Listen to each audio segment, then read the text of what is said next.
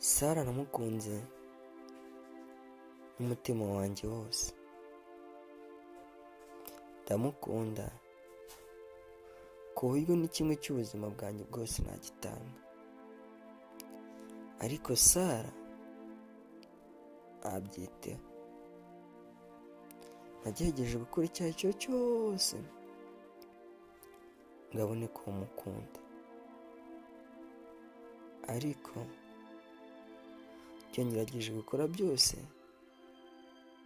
mba mbona aca amazi. Si data nkora iki? Sara twariganye, muzi buri kimwe cyose, icyo cyose ndakizi. Iyo ngerageje kuryama yiganza mu bitekerezo byanjye, iyo icyo ngerageje gukora cyose yiganza mu bitekerezo byanjye. Kumwikuramo byaranze. Mana, nkora iki?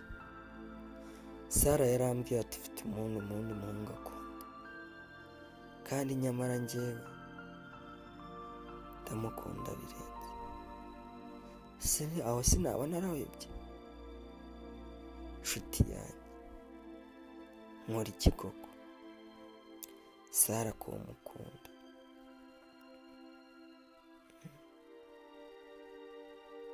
Mana y'isi n'ijuru,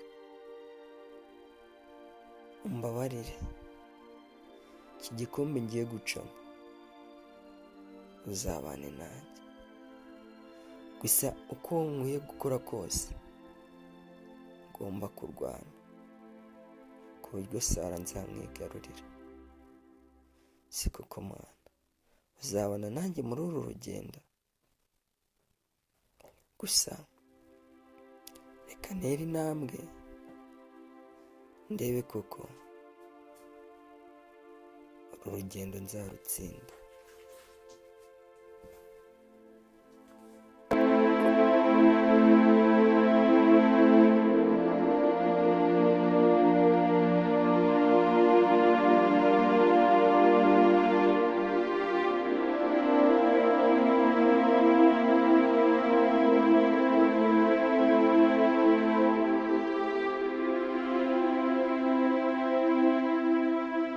Ese basi Sara iracamo? Iracamo koko, ndumva iciyemo. Waramutse Sara? Waramutse ute?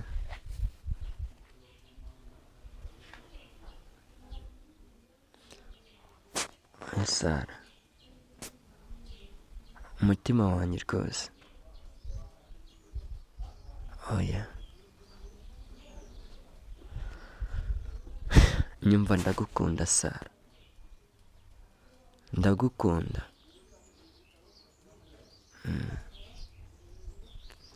Ndabizi biragoye,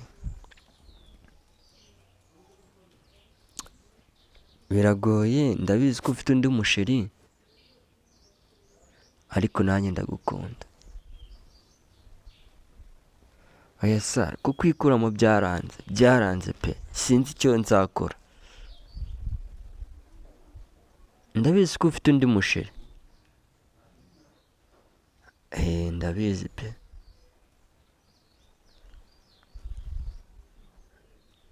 Sara, hari ikintu atigeze nkwitaho koko?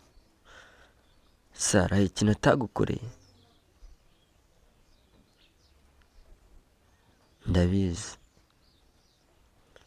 Ndabizi rwose, ariko bivuze nimba umukunda nanjye wumve ko nkukunda. Ndagukunda pe. Oya, nta kibazo, bizagenda biza,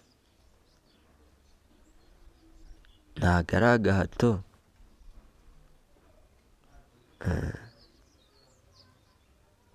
Gusa ariko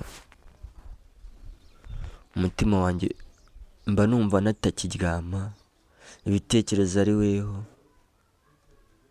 Oya, wimbwira nabi. nanjye ntabwo ari amahitamo yanjye, ni ukuri pe, ntabwo ari amahitamo yanjye, oya. Ahubwo bibaye bifite umwanya nari ngiye kujya mu mujyi, twaza guhura, twaza guhura tukaganira, kuko ndumva urukumbuzi ari rwinshi.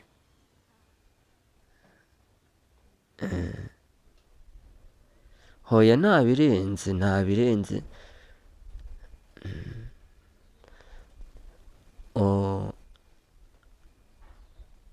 Okay, sawa, reka nkarabe noneho,